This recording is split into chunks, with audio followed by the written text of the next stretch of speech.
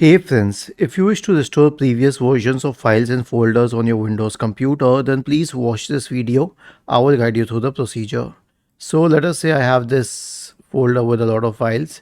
Right click on the file, select show more options, select restore previous versions. It will display all the previous versions. Now there are no previous versions for this one.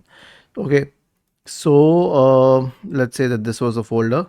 Right click on it, show more options, and then select if you have any option to restore previous versions. And there are no previous versions, but if there were, all you had to do was click on that previous version and then click on restore. You can see the restore button here. You can click on that to restore it, and if you wish to open that one, then you can click on open here. Okay, so this is how you can restore previous versions of any file. You don't need to recover it specifically. Was this helpful?